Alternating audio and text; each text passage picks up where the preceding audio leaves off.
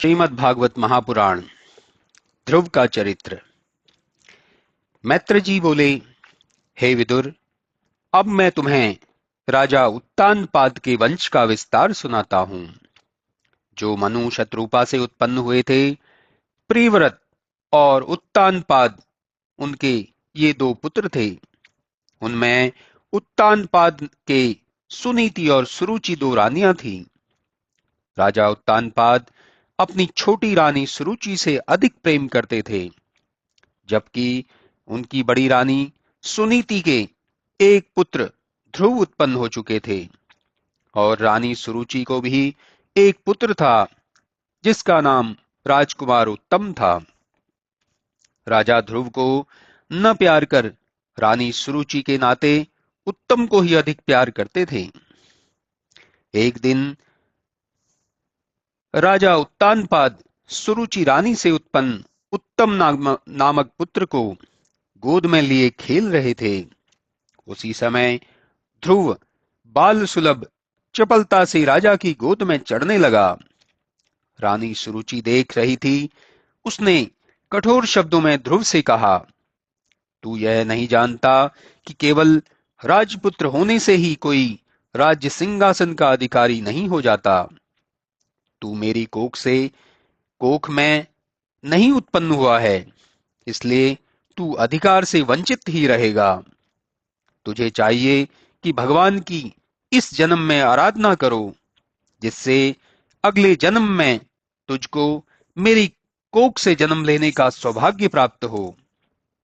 मैत्रेय जी कहते हैं, हे विदुर, इस प्रकार द्वेष युक्त विष भरे शब्द सुनकर ध्रुव का कोमल हृदय तड़प कर रह गया। विवस्था से चुप बैठे हुए पिता की ओर देखते हुए ध्रुव आंतरिक मनोव्यथा से सिहर उठे। उनके होठ कांपने लगे और सिसकते हुए अपनी माता सुनीति के पास चले गए। सुनीति ने पुत्र को गोदी में उठा लिया। उनको सौत द्वारा कही सुनी बातें याद आने लगी और संताप से वे फफक फकक कर रोने लगी। विवस्था से विहल उनके बड़े बड़े नेत्र आंसुओं से छलछला उठे और एक दीर्घ उच्छ्वास के साथ उन्होंने कहना आरंभ किया, बेटा, तेरे लिए दूसरे कुछ भी कहें, किंतु तुझको किसी के प्रति अमंगल की भावना मन में नहीं लानी है, क्योंकि ईश्वर भले बुरे सबका उचित फल देने वाला है। रानी सुरुचि ने जो कुछ कहा है वह ठीक है। निश्चय ही तू मुझ हतभाग्नि के गर्भ से उत्पन्न होकर राज्य जैसे उच्च अधिकार तक नहीं पहुंच सकता। इसलिए तुझे चाहिए इस रुचि के व्यंग भरे शब्दों को सच्चे रूप से ग्रहण कर कार्य रूप में परिणत कर शीर्षाई भगवान विष्णु के चरणों की सेवा में तन मन अर्पित कर दे। तू आज ही सर्व संकटहारी श्री हरि के चरणों में अपने को निश्चिंत छोड़ दे। हे विदुर, तब माता सुनीति के मर्म स्पर्शी वचन सुनकर ध्रुव की बाल बुद्धि को यथार्थ समझते देर न लगी। वे तुरंत अपने पिता का नगर छोड़कर चले पड़े, जैसे उन्होंने अपना भविष्य सोच लिया हो। बालक ध्रुव के दृढ़ निश्चय से प्रभावित होकर नारद मुनि उनके समीप आए और मन ही मन उनकी सराहना करने लगे, किंतु प्रकट रूप से उन्होंने समझाना ही उचित समझा। नारद जी ने कहा, बालक ध्रुव, तेरी उम्र भी अभी क्या है जो तू तप जैसे कठिन कार्य के लिए घर छोड़कर निकल पड़ा है। इस कच्ची आयु में तेरे लिए मान सम्मान का कोई प्रश्न नहीं उठता। अपनी मां की आज्ञा अनुसार तू जिस कठोर तपस्या के लिए चल पड़ा है वह कोई हंसी का खेल नहीं। बड़े बड़े योगी और कठोर यातनाएं सहने वाले तपस्वी भी विचलित हो जाते हैं। अतः तू व्यर्थ का हठ छोड़ दे। नारद जी के इस उपदेश को सुनकर ध्रुव ने कहा, भगवान, आपने दुख सुख दोनों से बचने का जो उपाय बताया वह निश्चय ही शांतिमय मार्ग पर ले जाने वाला है, किंतु मुझ जैसे अल्प बुद्धि वाले उस स्थिति तक नहीं पहुंच सकते। मैं संस्कारवश उग्र स्वभाव का भी हूं। यही कारण है कि मां सुरुचि के कटु वचन बार बार जलन पैदा कर रहे हैं, और भुलाने पर भी मैं उन्हें भूल नहीं पाता। मैं राज्य पद क्या, उससे भी उच्च से भी उच्च पद को पाना चाहता हूं, जिसके लिए बड़े बड़े ब्रह्मज्ञानी तरसा करते हैं। आप ब्रह्मा के पुत्र हैं, इसलिए आप ऐसा मार्ग बतलाइए कि जिस पर चलकर मेरा अभिष्ट फलीभूत हो।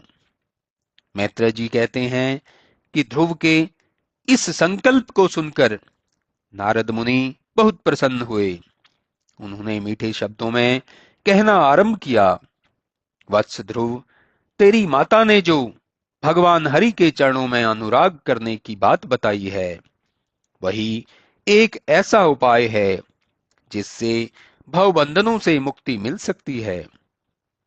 कलिंदी के तट पर मधुवन में जाकर तू जप तप नियम और प्राणायाम से मन को एकाग्र कर भगवान का स्मरण कर। हे ध्रुव, मैं तुझको उस मंत्र से अवगत कराता हूं जिसके जप करने से तुम्हें भगवत प्राप्ति हो जाएगी। वह महामंत्र है, ओम नमो भगवते वासुदेवाय। भगवान की पूजा जंगली फल फूल और विशुद्ध जल से करनी चाहिए। तुलसी दल भगवान को बहुत प्रिय है, इसलिए इसका पूजन में प्रयोग आवश्यक है।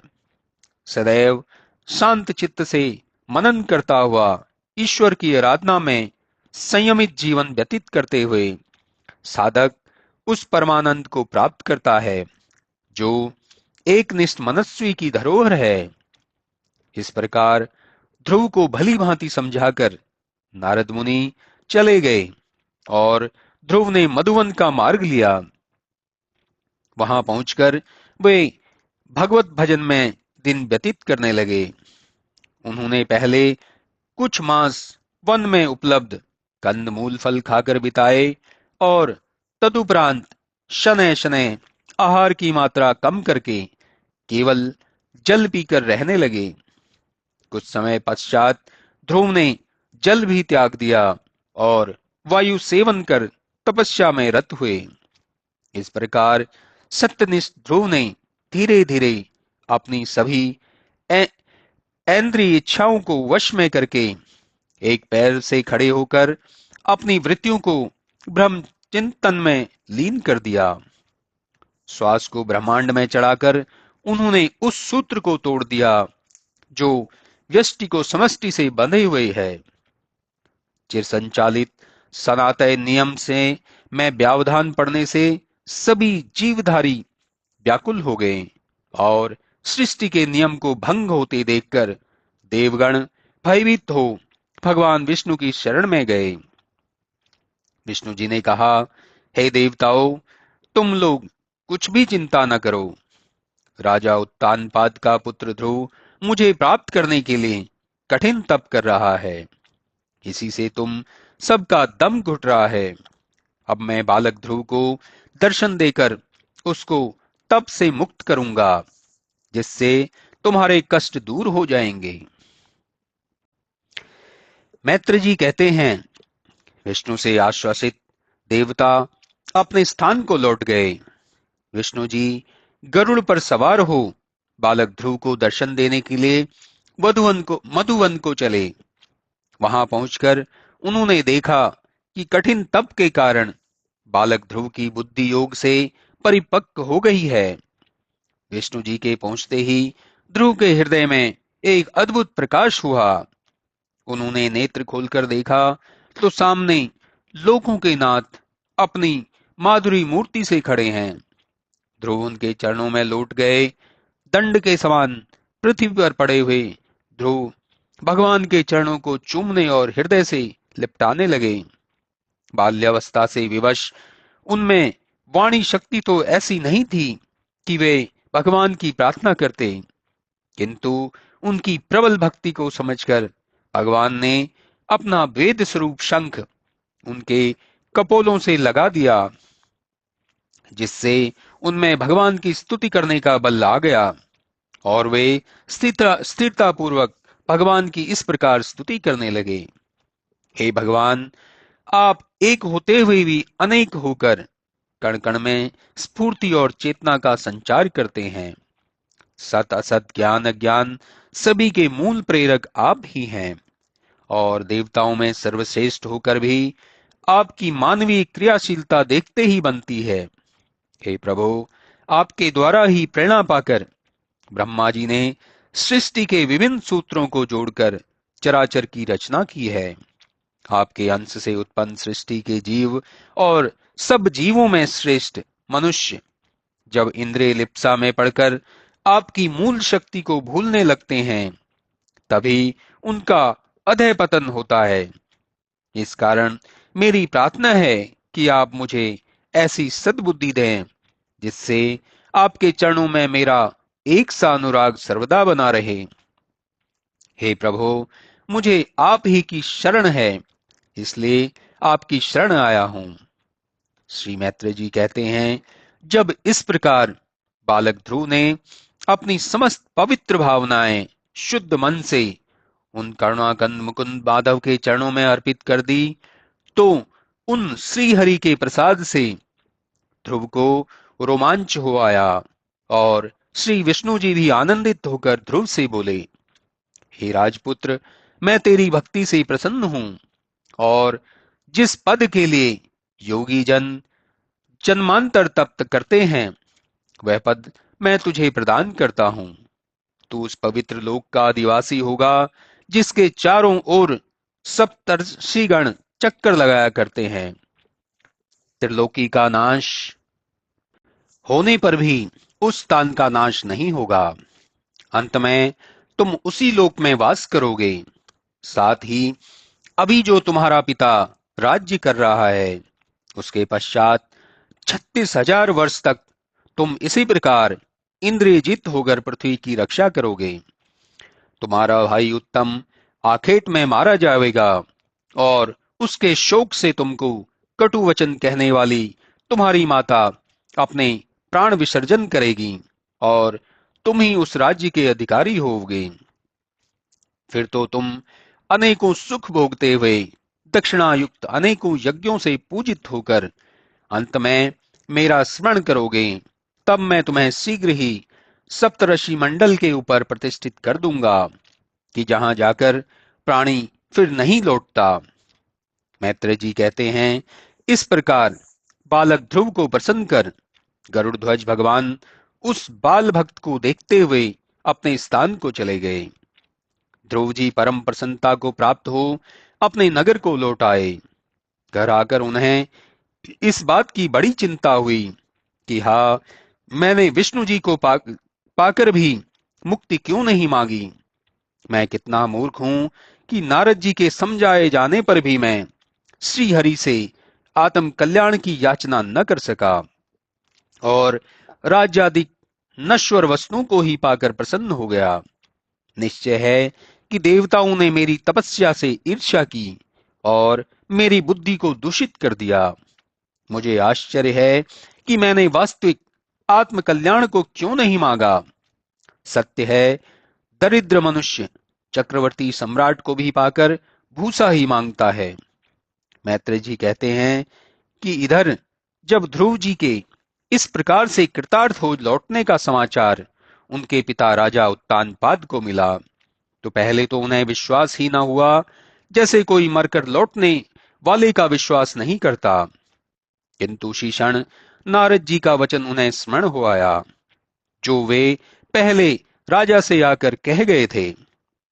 अतः उन्होंने पूरे राज्य की सुव्यवस्था अनुसार बड़ी धूमधाम से उसका स्वागत किया। रानी सुनीति और सुरुचि भी एक पालकी में बैठ पुत्र उत्तम को गोद में बिठा नगर के बाहर आई। राजा उत्तानपाद पुत्र ध्रुव को हृदय से लगाकर दीर्घ निश्वास लेने लगे। बार बार उनका मस्तक सूंघने लगे। विष्णु भक्त ध्रुव को उन्होंने अपने अश्रु जल से भिगो दिया। बालक ध्रुव ने माता पिता को प्रणाम कर आशीर्वाद लिया। माता सुरुचि उन्हें हृदय से लगाकर बहुत प्यार करने लगी। एक दूसरे से मिलकर आनंदित हो उस माता सुनीति की तो सारी व्यथा ही दूर हो गई थी। नेत्रों से बारंबार मांगलिक अश्रु प्रभाव होने लग गए थे। लोग रानी सुनीति का जय जयकार करने लगे। लोग कहने लगे, हे रानी, तेरा बड़ा भाग्य है, तेरा पुत्र दुख दूर करने वाला है, यह इष्ट के समान है, तभी तो यह बहुत दिनों बाद आज पुनः प्राप्त हुआ है। यह पृथ्वी मंडल की रक्षा करेगा। आपने भक्तों के दुख दूर करने वाले भगवान का निश्चय ही पूजन किया है, जिनका पूजन करने वाले धीर वीर पुरुष दुर्जय मित्र मृत्यु को भी जीत लेते हैं। इस प्रकार वहां भी उपस्थित जनता द्वारा लालित हो रहे ध्रुव को राजा ने उत्तम के साथ प्रसन्न होकर हथनी पर बैठाया और आनंदित हो नगर में प्रवेश किया। पुर के प्रत्येक द्वार मकराकृत तोरणों से सुसज्जित थे। फल और मुंज की युक्त केला और सुपारी के वृक्षों से शोभित थे। आम के पत्ते, वस्त्रमाला तथा मोतियों की मालाओं से अलंकृत दीपकों के साथ जल से भरे हुए घट रखे गए थे, जो विमानों के शिखरों सहित कांति युक्त स्वर्णमय परिच्छेदों द्वारा परकोटों और महलों से अलंकृत था। उसके आंगन राजमार्ग और इस प्रकार सभी मार्ग झाड़कर चंदन के जल से छींटे गए थे तथा जो लावा, अक्षत, पुष्प, फल, तांडुल और बालियों से युक्त थे। मार्ग में जाते हुए ध्रुव को देखकर नगर की सती स्त्रियां वात्सल्यवत आशीर्वाद देती हुई उन पर श्वेत सर्पज, यव, दही, जल, दूब, पुष्प तथा फल बरसाने लगी। ध्रुव उनके मनोहर गीतों को सुनते हुए पिता के उस भवन में प्रविष्ट हुए जहां निर्मल शैया बिछी हुई थी, हाथी दांत के पलंग, स्वर्ण के बहुमूल्य आसन और इस प्रकार सभी वस्तुएं जहां स्वर्ण की ही थी।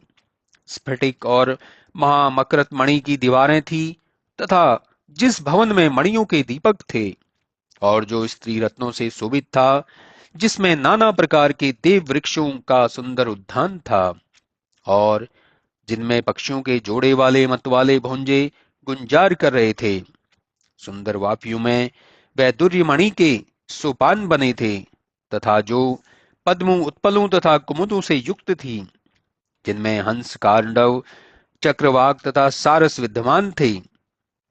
ध्रुव ने राजा उत्तानपाद को आश्चर्यचकित कर दिया।